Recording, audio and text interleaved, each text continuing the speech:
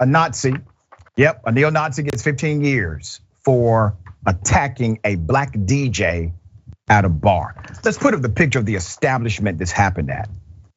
The United States Justice Department announced on Tuesday that the DOJ Civil Rights Division has secured now a third conviction of a neo-Nazi who beat a black DJ at a Lynnwood, Washington bar. This actually occurred in 2018. Randy Smith, 42 years of age, was found guilty, pleaded guilty to committing the hate crime for his participation in the assault of TS, a black man at the Rec Room Bar and Grill in 2018. In his plea agreement, Smith admitted that at the time of the assault, he was a member of a white supremacist support group. On December 8, 2018, Smith entered a bar in Lynnwood, Washington with others, including fellow support group members, as well as members of a higher level white supremacist group, as it's described.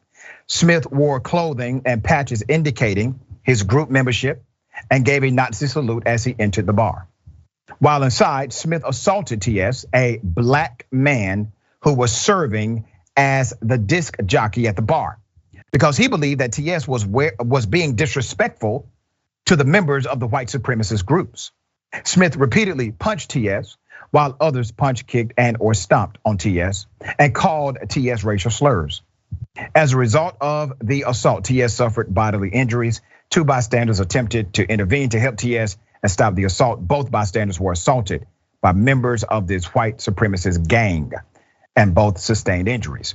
Now, I do have more. I just would like to make a note.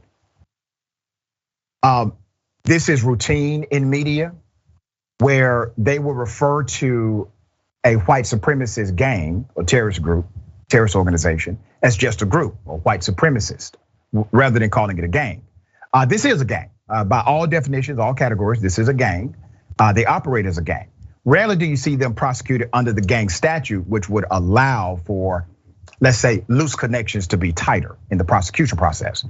In addition to the hate crime charge, Smith pleaded guilty to making false statements to FBI agents about circumstances surrounding the assault. Specifically, Smith falsely claimed to the agents that he did not remember anyone calling TS a racial slur during the assault. This statement was false. In that Smith knew he and others called TS racial slurs before, during, and after the assault. Smith made this false statement to the FBI because he wanted to cover up the motive for the assault, which was the bias that he and the others had against TS's race. The reason why that part was so important, because some people may see this and say, well, that seems to be a small detail. It's a huge detail, because the federal government cannot even get involved unless they can prove it's a hate crime prerequisite. Yeah, I know that sounds silly, but it's true. They have to be able to prove that this was done for a particular motive for them to even get involved in a case like this. And that motive has to be hate related, race, gender, etc. Smith was charged in an indictment that was unsealed in 2020. The 7-count indictment also charged 3 other men, each aiding and abetting one another with punching and kicking TS while making derogatory comments about his actual and perceived race. The indictment further charged Smith and the 3 other men with assaulting 2 men who tried to intervene to protect TS during the attack, as well as with making false statements to the FBI during the course of their investigation.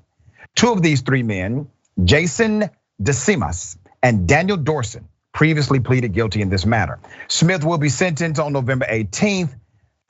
He also pleaded guilty of unlawful possession of a firearm in Oregon. This was back in 2020. My point is, these groups exist. They permeate in the culture. They are typically well protected by local law enforcement.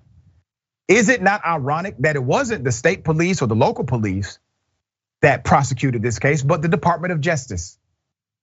Okay, A.B, thoughts here. Yeah, I think this goes well with the point that was brought up earlier about who the laws are intended to prosecute and who the laws are intended to protect, right? Because like you said, this had to go through the federal government, through the DOJ in order to get prosecuted. And there was clear bias, there was clear racism. There were multiple crimes committed here. So I think we really need to be a little more proactive, and then I'm glad we're having this conversation. I'm glad that he was sentenced, but having more of a conversation about why aren't these Nazi terrorist groups charged under gang statutes and RICO statutes like other defendants have been with who are involved in organizations, right? And we see what type of crimes they're committing. So I really hope that this starts to broaden that conversation and gets us to look at legislation to start changing these things. Very well said.